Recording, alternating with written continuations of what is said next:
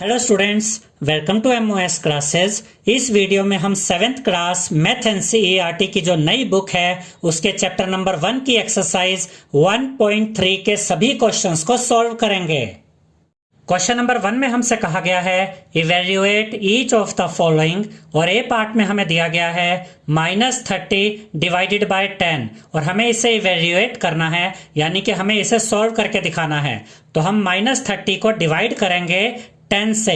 अब देखिए स्टूडेंट्स, ये दोनों ही नंबर्स 10 की टेबल में आते हैं, तो हम इन दोनों नंबर्स को 10 से डिवाइड कर सकते हैं। अब अगर आप ध्यान से देखें तो ये दोनों नंबर्स तो 2 की टेबल में भी आते हैं, 5 की टेबल में भी आते हैं और 10 की टेबल में भी आते हैं। तो आप इन दोनों नंबर्स को 2 से भी डिवाइड कर सकते हैं, 5 से भी डिवाइड कर सकते हैं और 10 से भी डिवाइड कर सकते हैं। तो हम इन दोनों नंबर्स को सीधा 10 से डिवाइड करेंगे।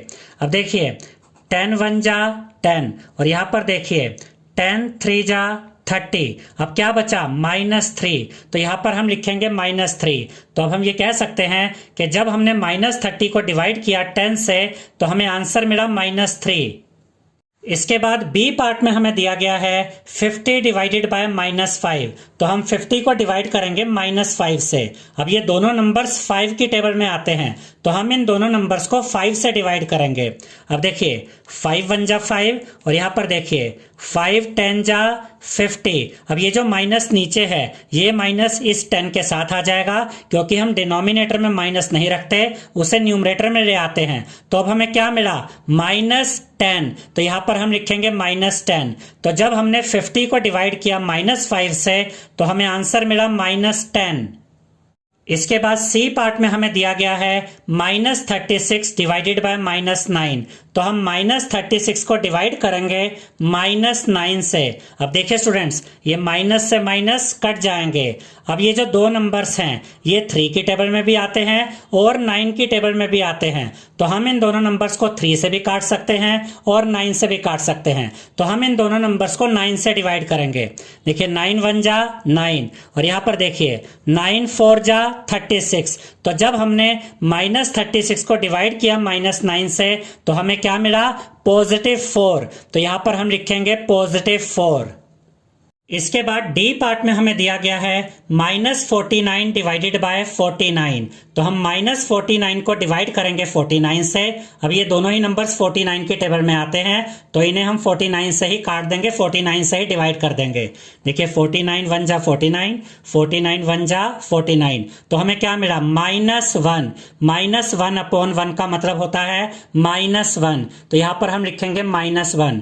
तो जब हमने -49 को डिवाइड किया 49 से तो हमें आंसर मिला -1। इसके बाद ई पार्ट में हमें दिया गया है 13 डिवाइडेड बाय बिग ब्रैकेट, उसमें स्मॉल ब्रैकेट में है -2 +1 और बिग ब्रैकेट क्लोज। अब देखिए स्टूडेंट्स, ये 13 यहाँ पर एज इट इज आएगा, ये डिवाइड का साइन आएगा।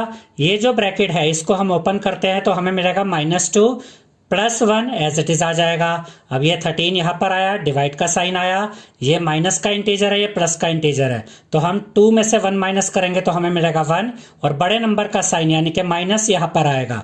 यानी कि अब हमें 13 को डिवाइड करना है -1 से, तो यहाँ पर हम 13 को डिवाइड करेंगे -1 से। अब देखिए ये जो अपोन में माइनस है इसे हम यहाँ न्यूमरेटर में ले आएंगे, यानी कि ये बन जाएगा -13 और अपोन में 1 लिखे या ना लिखे इससे कोई फर्क नहीं पड़ता। तो यहां पर हमने जब 13 को डिवाइड किया -1 से तो हमें मिला -13। इसके बाद एफ पार्ट में हमें दिया गया है 0 डिवाइडेड बाय -12, तो यहां पर हम 0 को डिवाइड करेंगे -12 से। याद रखिएगा स्टूडेंट्स, 0 को आप किसी भी नंबर से डिवाइड करें आंसर 0 ही आता है। तो जब हम 0 को डिवाइड करेंगे -12 से तब भी आंसर 0 ही आएगा, तो यहां पर हम लिखेंगे 0।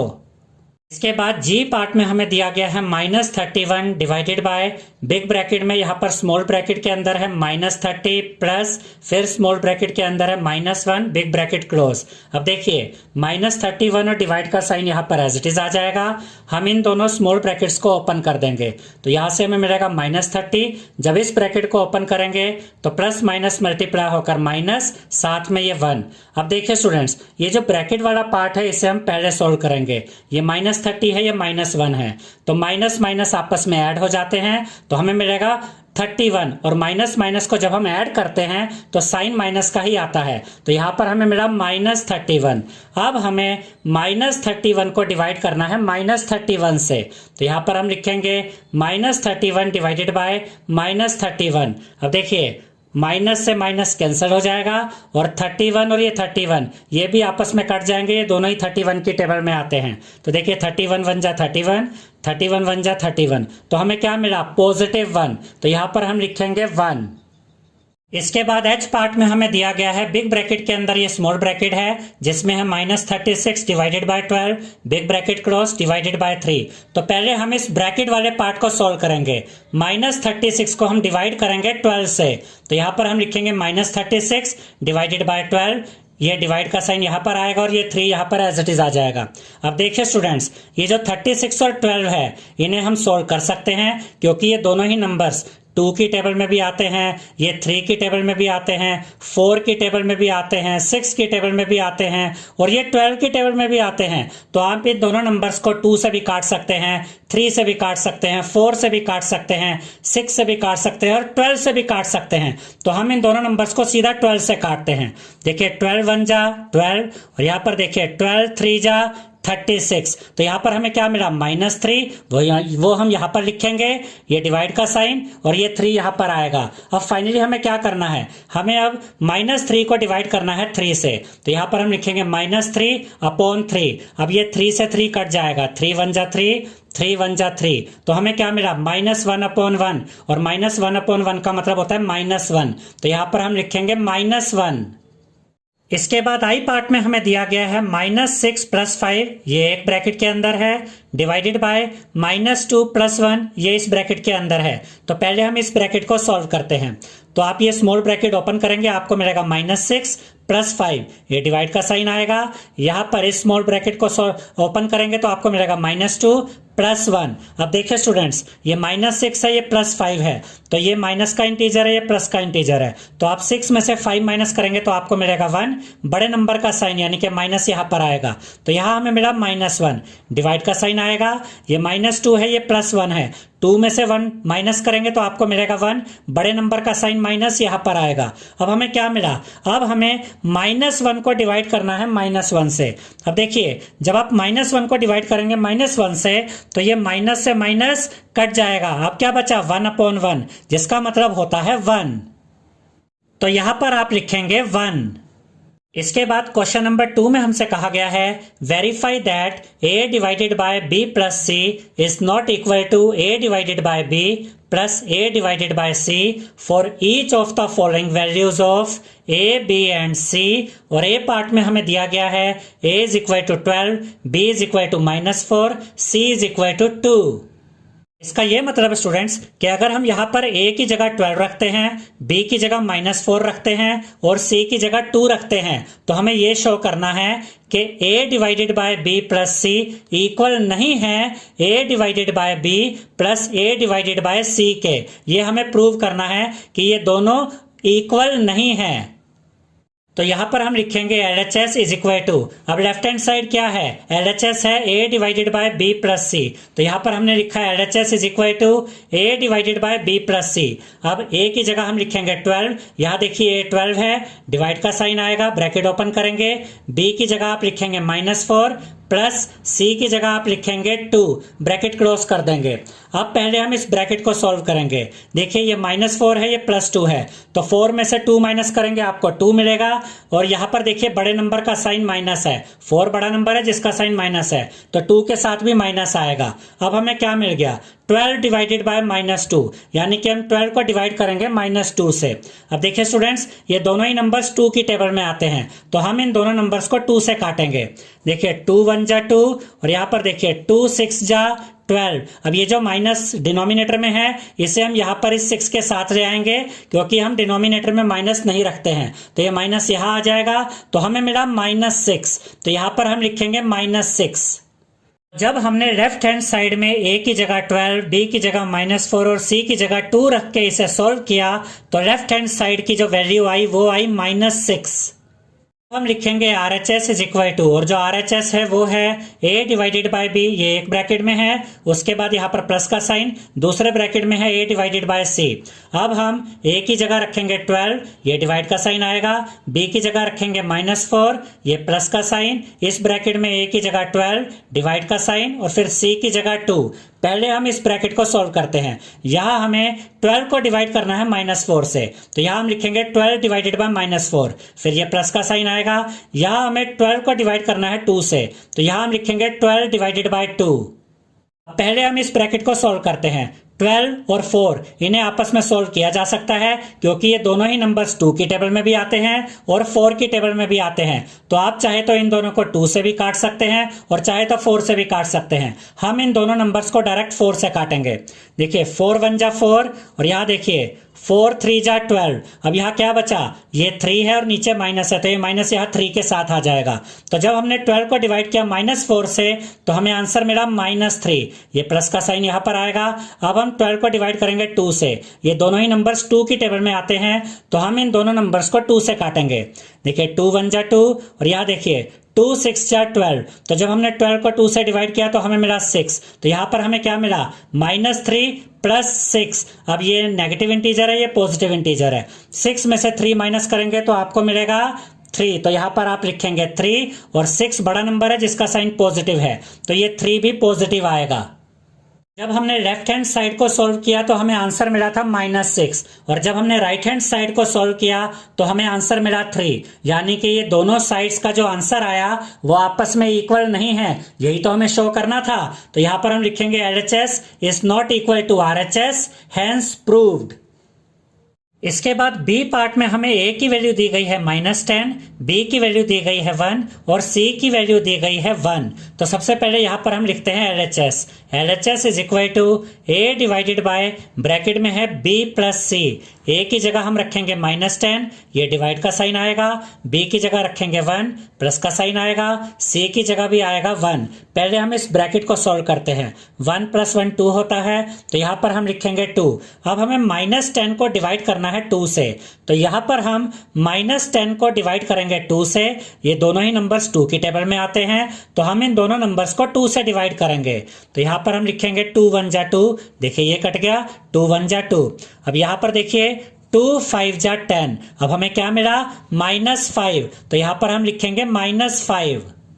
अब हम यहाँ पर लिखेंगे RHS is equal to, bracket के अंदर A divided by B, plus का साइन, फिर ब्रैकेट के अंदर A divided by C। A की जगह हम लिखेंगे -10, डिवाइड का साइन, B की जगह लिखेंगे 1, फिर ये प्लस का साइन आएगा, यहाँ पर A की जगह -10, डिवाइड का साइन, C की जगह 1। पहले हम इस ब्रैकेट को सॉल्व करते हैं। -10 को हम डिवाइड करेंगे 1 से, प्लस का साइन आएगा। अब यहाँ पर भी हम -10 को डिवाइड करेंगे 1 से। अब देखिए स्टूडेंट्स, यहाँ पर जब हम 10 को 1 से डिवाइड करेंगे तो 10 ही आएगा, ये माइनस का साइन है तो ये माइनस का साइन एज इट इज रहेगा। इसे हम ऐसे भी कह सकते हैं, जब हमने -10 को डिवाइड किया 1 से तो हमें मिला -10, ये प्लस का साइन आया। यहाँ पर भी जब हमने -10 को डिवाइड किया 1 से तो हमें मिला -10। अब हम इस ब्रैकेट को ओपन कर देंगे, प्लस माइनस मल्टीप्लाई होकर माइनस हो जाएगा, यानी कि यहाँ पर हमें मिला -10 -10, माइनस माइनस आपस में प्लस हो जाते हैं, तो यहाँ पर आएगा 20, और माइनस माइनस जब प्लस होते हैं तो साइन माइनस का ही आता है, तो यहाँ पर हमें मिलेगा -20। अब देखिए स्टूडेंट्स, जब हमने LHS को सॉल्व किया था, लेफ्ट हैंड साइड को सॉल्व किया था, तो हमें आंसर मिला था -5, और जब हमने राइट हैंड साइड को सॉल्व किया तो हमें आंसर मिला -20।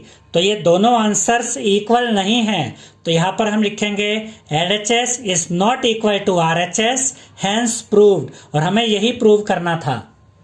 इसके बाद क्वेश्चन नंबर 3 में हमसे कहा गया है फिल इन द ब्लैंक्स, और ए पार्ट में हमें दिया गया है 369 divided by dash is equal to 369, यानी कि हमें यह बताना है स्टूडेंट्स कि 369 को हम किससे डिवाइड करें कि आंसर 369 ही आ जाए। तो यहाँ पर आएगा 1। अगर आप 369 को डिवाइड करते हैं 1 से, तब आपको आंसर मिलेगा 369। इसके बाद बी पार्ट में हमें दिया गया है -75 divided by dash is equal to -1, यानी कि -75 को आप किससे डिवाइड करेंगे कि आपको आंसर मिल जाए -1। तो यहाँ पर आंसर आएगा 75।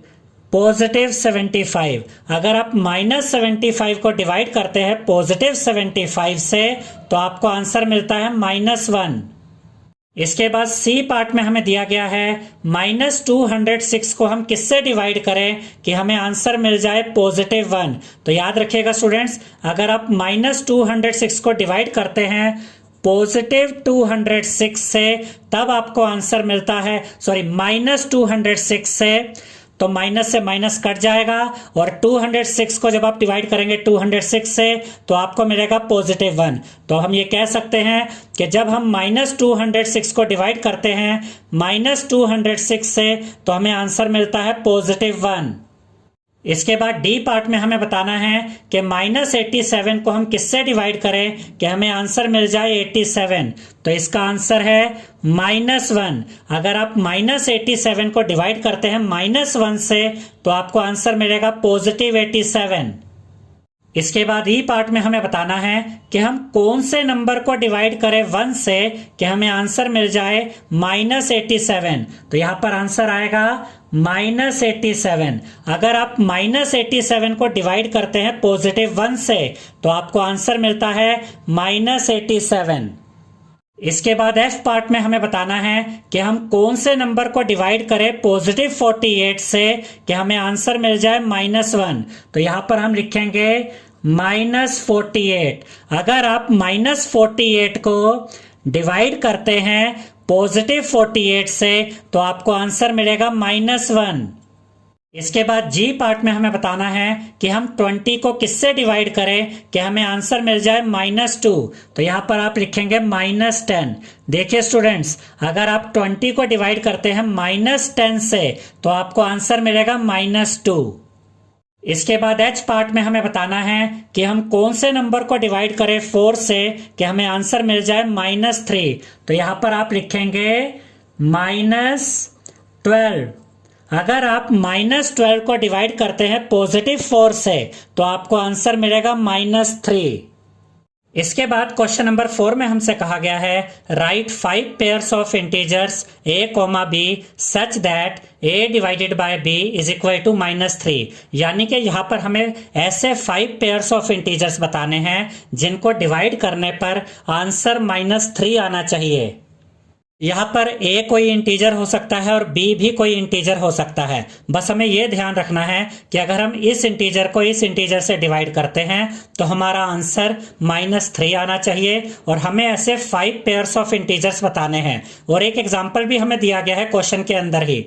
One such pair is 6, -2 because 6 divided by -2 is equal to -3। तो एक एग्जांपल हमारा क्या है 6 and -2। अगर आप 6 को डिवाइड करें -2 से तो आपको आंसर मिलता है -3। अब हमें ऐसे ही 5 और पेयर्स ऑफ इंटीजर बताने हैं जिनको डिवाइड करके -3 ही आता हो।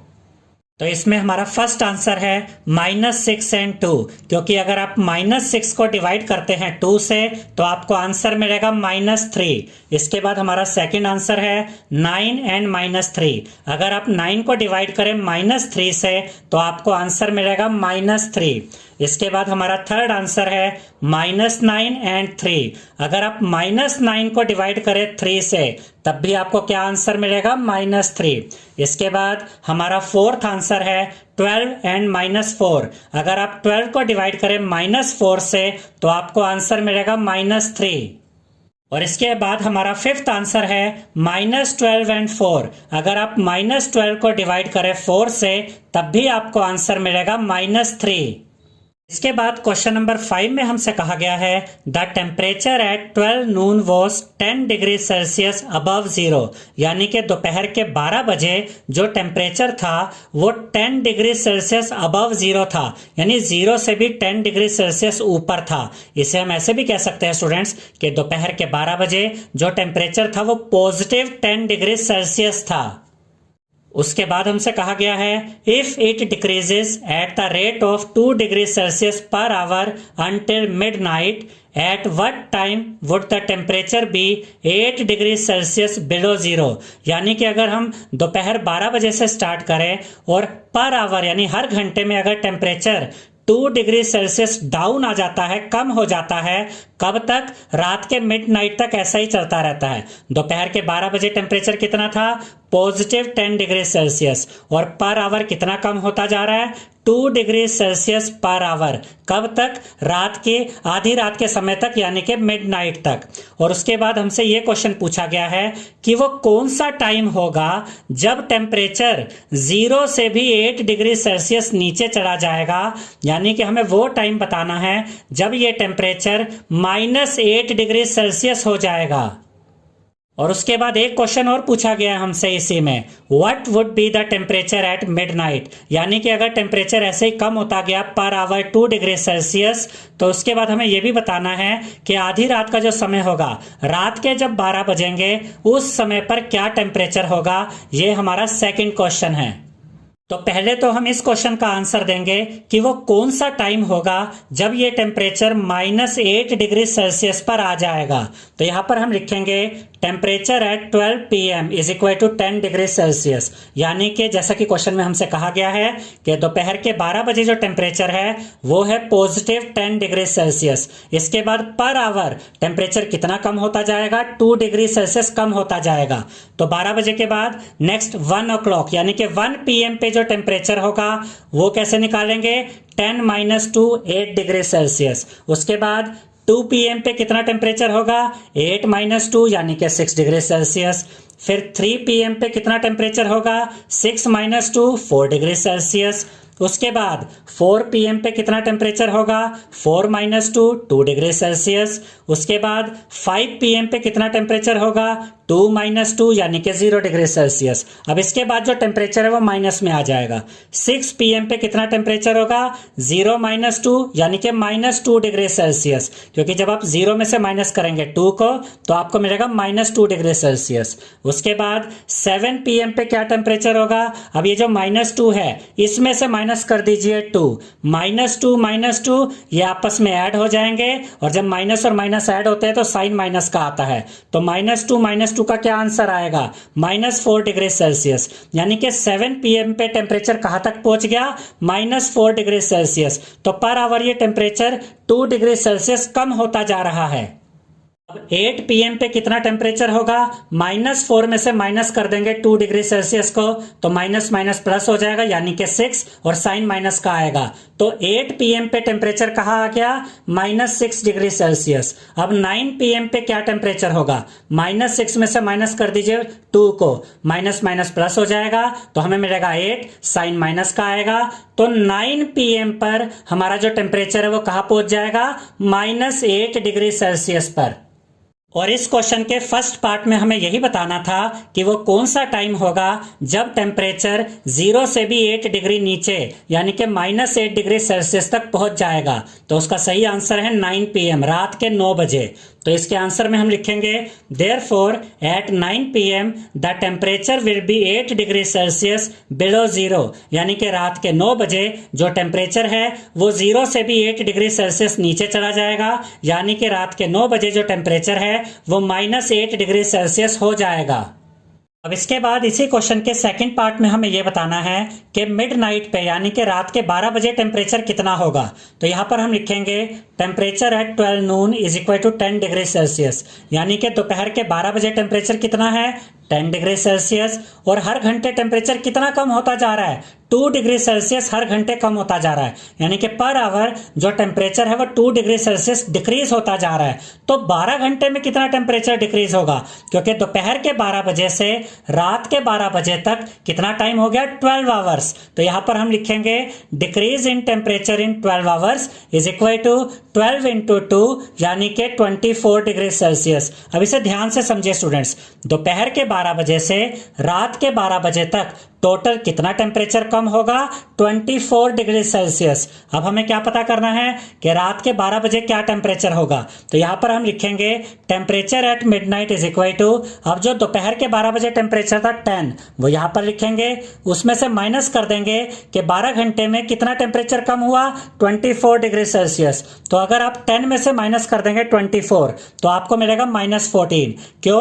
क्योंकि ये नेगेटिव इंटीजर है, ये पॉजिटिव इंटीजर है। जब एक इंटीजर नेगेटिव हो और एक पॉजिटिव हो, तो हम बड़े में से छोटे को माइनस करते हैं। 24 में से 10 माइनस करेंगे 14 आएगा, बड़े नंबर का साइन यहां पर आता है। यानी कि रात के 12 बजे जो टेम्परेचर होगा वो होगा -14 डिग्री सेल्सियस।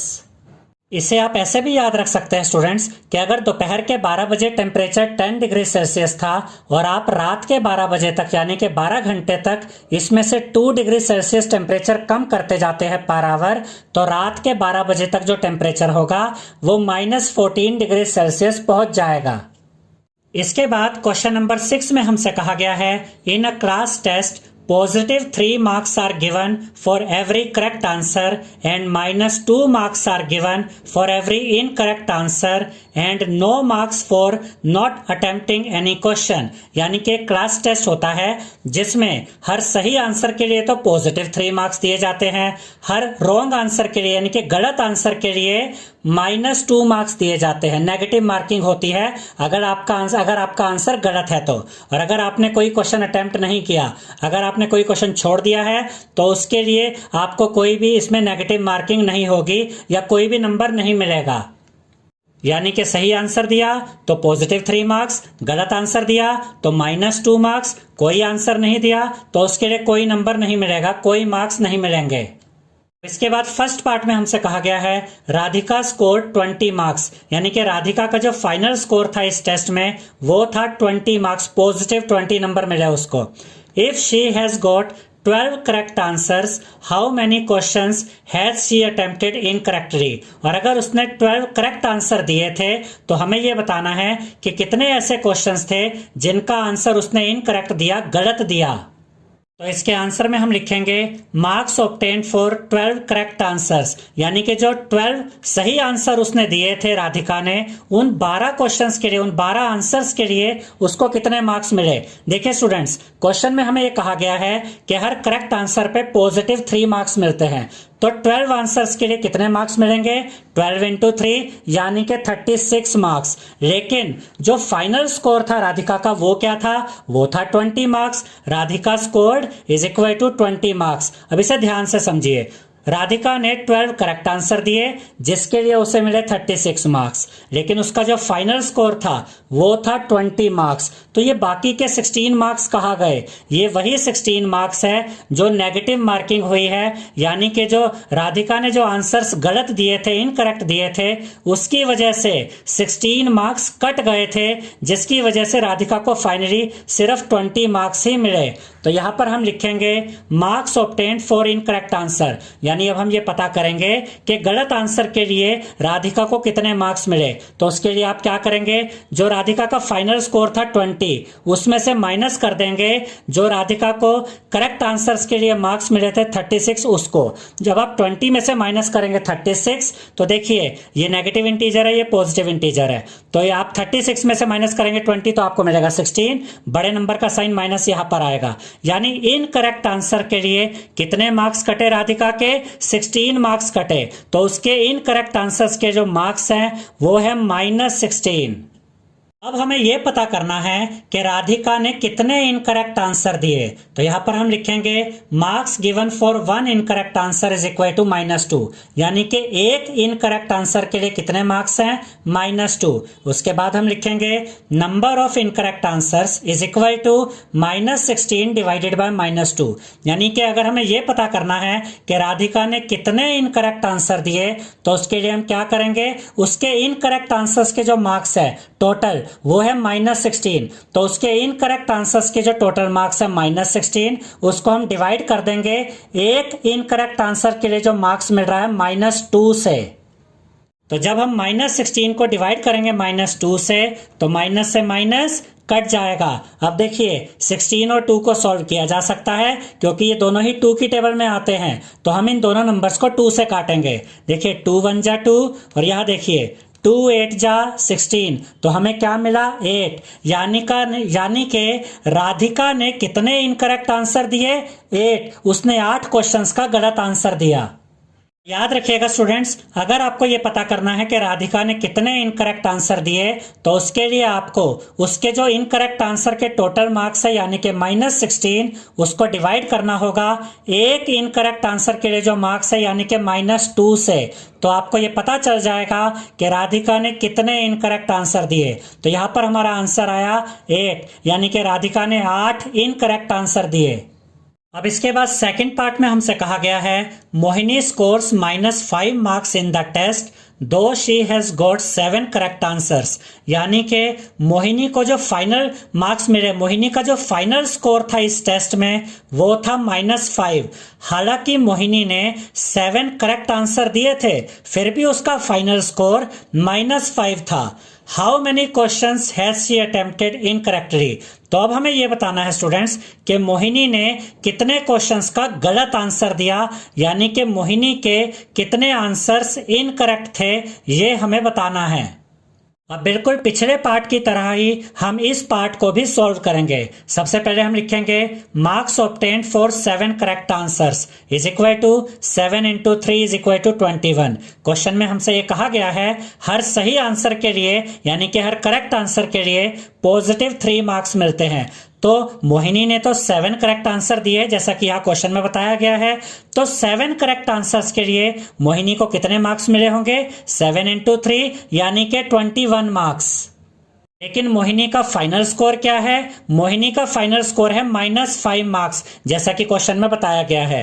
तो यहां पर हम लिखेंगे Mohini scored is equal to -5 marks. अब जैसा कि हमने पिछले पार्ट में किया था इस पार्ट में भी हम सबसे पहले अब यही पता करेंगे कि इनकरेक्ट आंसर्स के लिए मोहिनी को कितने मार्क्स मिले, और इनकरेक्ट आंसर्स के लिए जो मार्क्स मिले होंगे वो माइनस में होंगे, नेगेटिव होंगे। तो यहां पर हम लिखेंगे marks obtained for incorrect answers is equal to -5 - 21। यानी कि अगर हमें यह पता करना है कि मोहिनी को इनकरेक्ट आंसर्स के लिए कितने मार्क्स मिले तो उसके लिए हम क्या करेंगे, मोहिनी का जो फाइनल स्कोर था -5 उसमें से माइनस कर देंगे ये जो 7 करेक्ट आंसर्स के लिए जो पॉजिटिव मार्क्स मिले थे 21 उसको, -5 में से माइनस करेंगे 21 को। अब माइनस माइनस प्लस हो जाएगा लेकिन साइन माइनस का ही आएगा तो हमें मिलेगा -26। यानी कि इनकरेक्ट आंसर्स के लिए मोहिनी को जो मार्क्स मिले वो है -26 मार्क्स। अब हम यहां पर लिखेंगे marks given for 1 incorrect answer is equal to -2, यानी कि एक इनकरेक्ट आंसर के लिए कितने मार्क्स मिलते हैं? -2 मार्क्स। और मोहिनी को इनकरेक्ट आंसर्स के लिए टोटल कितने मार्क्स मिले? -26 मार्क्स।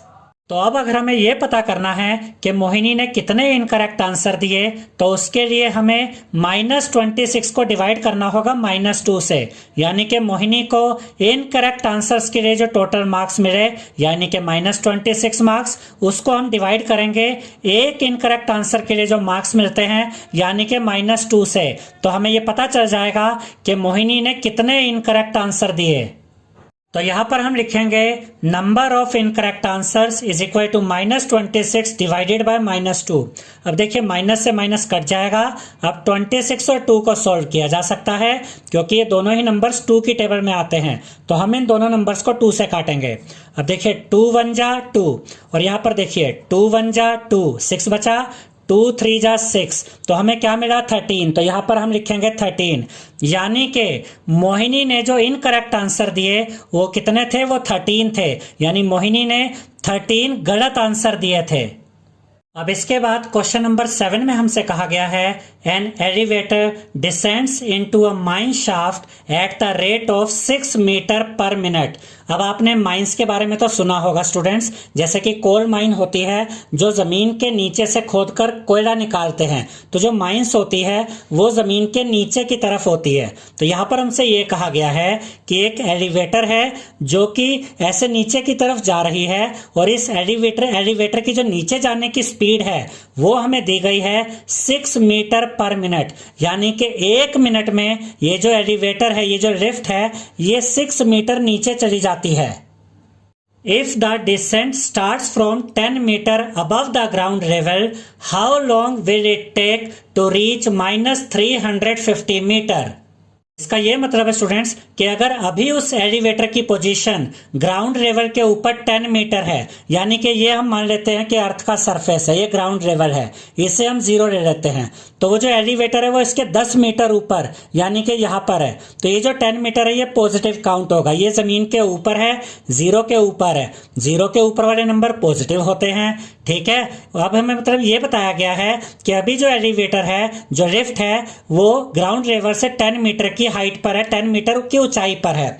अब यहां से उसे नीचे की तरफ जाना है, और नीचे कितना जाना है, -350 मीटर तक, यानी जमीन के नीचे भी 350 मीटर तक नीचे की तरफ जाना है, और इसमें उसे कितना टाइम लगेगा ये हमें बताना है। याद रखिएगा स्टूडेंट्स कि -350 मीटर इसलिए दिया गया है कि 0 के नीचे के जो नंबर्स होते हैं वो माइनस में ही काउंट होते हैं। अभी ये पोजीशन है यहाँ पर, 0 के ऊपर 10 मीटर, यहां से नीचे तक जाना है, कहां तक, ग्राउंड लेवल से भी नीचे, 0 से भी नीचे 350 मीटर तक। अब यहां से लेकर नीचे की तरफ 350 मीटर जाने तक कितना समय लगेगा ये हमें बताना है। तो यहां पर हम लिखेंगे starting position is equal to 10 metre, ये पॉजिटिव 10 है क्योंकि ये ग्राउंड लेवल से ऊपर है। Final position is equal to -350 metre, ये -350 मीटर है क्योंकि ये 0 से नीचे है, ग्राउंड लेवल से नीचे है। अब सबसे पहले हम ये पता करेंगे कि अगर एलिवेटर यहाँ पर है ग्राउंड लेवल से 10 मीटर की हाइट पे यहाँ पर, तो यहाँ से 350 नीचे आने तक यानी -350 आने तक टोटल कितना डिस्टेंस कवर होगा। देखिए 10 मीटर तो ये होगा, 10 मीटर डिस्टेंस कवर करने पे ये ग्राउंड लेवल तक आ जाएगी लिफ्ट यानी कि एलिवेटर, फिर 350 और नीचे जाएगी, तो 10 ये और 350 ये, इनको ऐड कर देंगे तो हमें टोटल डिस्टेंस मिल जाएगा जो इस एलिवेटर को नीचे जाने के लिए कवर करना है। तो यहां पर हम लिखेंगे total distance covered is equal to 10 + 350 यानी कि 360 मीटर, यानी कि ये जो एलिवेटर है ये टोटल डिस्टेंस कवर करती है 360 मीटर। अब उसके बाद हम लिखेंगे students time taken to cover 6 metre is equal to 1 minute, यानी कि 6 मीटर का जो डिस्टेंस है उसको कवर करने में कितना टाइम लगता है, 1 मिनट। ये हमें यहाँ क्वेश्चन में दिया गया है। उसके बाद हम देखेंगे कि अगर 6 मीटर कवर करने में 1 मिनट का डिस्टेंस 1 मिनट लगता है तो 1 मीटर कवर करने में कितना टाइम लगेगा। तो यहां हम लिखेंगे time taken to cover 1 metre is equal to 1/6 minute, यानी ये 6 नीचे आ जाएगा। इसे आप ऐसे याद रखिए कि अगर 6 मीटर कवर करने में 1 मिनट का टाइम लगता है तो 1 मीटर कवर करने में 1/6 मिनट टाइम लगेगा, और अगर 1 मीटर कवर करने में 1/6 मिनट का टाइम लगता है तो 360 मीटर कवर करने में कितना टाइम लगेगा, क्योंकि टोटल डिस्टेंस कितना कवर करना है, 360 मीटर। तो यहां हम लिखेंगे time taken to cover 360 metre is equal to 1/6 multiply by 360। ये बिल्कुल वैसा ही है, अगर एक टॉफी 10 रुपए की है तो 5 टॉफी कितने में आएगी, यानी कि 10 × 5 50। देखिए बिल्कुल वैसा यहाँ पर हुआ, अगर 1 मीटर कवर करने में 1/6 मिनट टाइम लगता है तो 360 मीटर कवर करने में कितना टाइम लगेगा, 1/6 × 360। अब ये 360 और 6 को आपस में सॉल्व किया जा सकता है। ये दोनों नंबर्स 2 की टेबल में भी आते हैं, 3 की टेबल में भी आते हैं और 6 की टेबल में भी आते हैं। तो आप इन दोनों नंबर्स को 2 से भी काट सकते हैं, 3 से भी काट सकते हैं और 6 से भी काट सकते हैं। हम इन दोनों नंबर्स को 6 से काटेंगे। अब देखिए स्टूडेंट्स, 6 1 जा 6 और यहां पर देखिए 6 6 जा 36, बचा 0, वो 0 यहां पर आ जाएगा। यहां पर हमें मिल गया है 60, यानी कि 360 मीटर का डिस्टेंस कवर करने में कितना टाइम लगता है, 60 मिनट्स। अब आप चाहे 60 मिनट्स लिखे या 1 आवर लिखे, बात एक ही है। तो ये दोनों ही आंसर सेम है, 60 मिनट लिखिए या 1 आवर लिखिए, यानी कि इस एलिवेटर को ये टोटल जो डिस्टेंस है 360 मीटर का, इसे कवर करने में कितना टाइम लगता है, 60 मिनट या 1 आवर। आई होप स्टूडेंट्स आपको हमारा ये वीडियो पसंद आया होगा। अगर आपको हमारा ये वीडियो पसंद आया है तो इस वीडियो को लाइक करें, शेयर करें, हमारे चैनल को सब्सक्राइब करें और बेल आइकॉन बटन जरूर दबाएं, जिससे हमारी हर नई वीडियो का नोटिफिकेशन आपको मिलता रहे। Thank you.